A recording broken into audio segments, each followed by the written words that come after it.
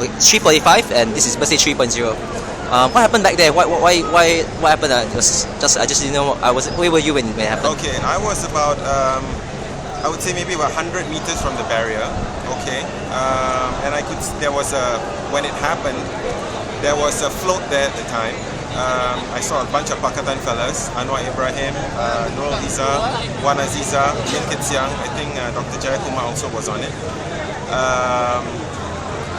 There was some chanting going on. They were saying Ubah, Hidup Rakyat and all that. And then at one point they said Buka, Buka. And then suddenly we saw Anwar say go. And I heard in the crowd people saying Dah buka, dah buka. We were waiting because we weren't quite sure whether it was really open or what happened. And then suddenly we felt there was a surge forward. I stood at my place, which was still about 100 meters there, and then suddenly I saw plumes of smoke, and then the water cannon started shooting. At that point, I didn't move, thinking that they were just trying to clear those people who had breached it. But then suddenly we could see that they were moving forward, and we could see the water coming closer and closer. We still didn't move at that point, thinking they were just getting those fellas who were in there.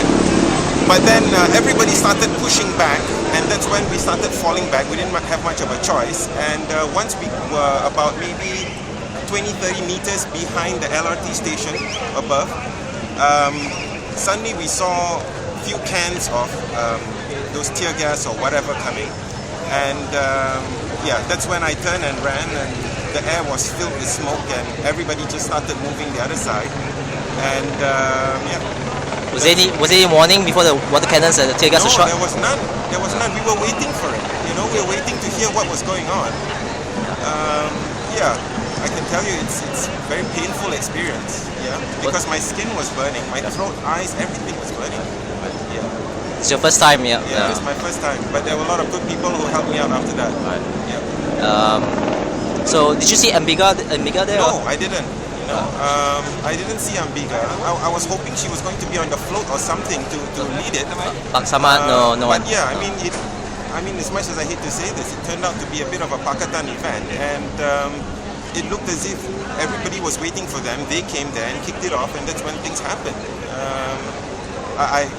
I wish it was clearer where Ambiga was going to be, and a bit of leadership at that point, because it looked quite clearly as if Pakatan had come in and stolen the show.